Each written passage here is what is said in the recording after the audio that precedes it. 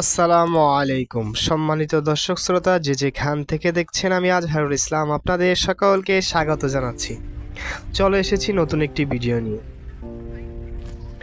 প্রকৃতি আমাদের জীবনের অপরিহার্য অংশ, কিন্তু প্রতিদিন আমরা নিজের অজান্তেই প্রকৃতিকে ক্ষতিগ্রস্ত করছি। আজকের এই ভিডিওতে আমরা জানব ইকোসিস্টেম কি এবং কিভাবে আমরা পরিবেশ সংরক্ষণ করতে পারি। চলুন আলোচনায় ফিরে যাই। প্রথমেই আমরা জেনে নেই ইকোসিস্টেম কি।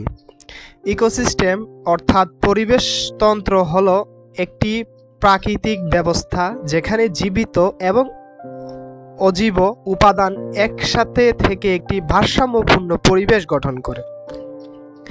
এখানে গাছপালা, প্রাণী, মানুষ সবাই একে অপরের সঙ্গে সম্পর্কযুক্ত।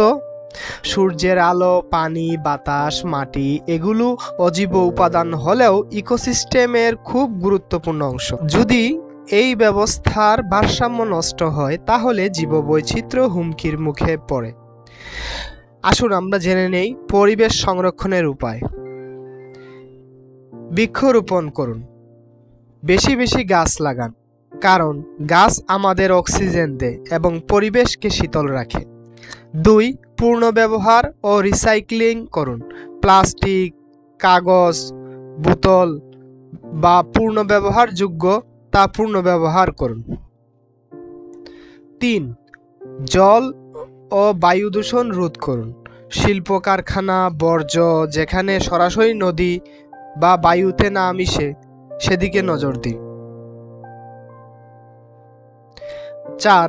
পরিবেশ বান্ধব প্রযুক্তি ব্যবহার করুন, সৌরশক্তি বা বায়ু শক্তির মতো নবায়নযোগ্য শক্তির উৎস ব্যবহার করুন। 5. প্রাণী ও জীববৈচিত্র্য রক্ষা করুন, বন্যপ্রাণী হত্যা বন্ধ করুন এবং তাদের আবাসস্থল রক্ষা করুন। 6. সচেতনতা ছড়ান, আপনার পরিবার, বন্ধু ও সমাজ পরিবেশ সচেতনতা বাড়ান। 7.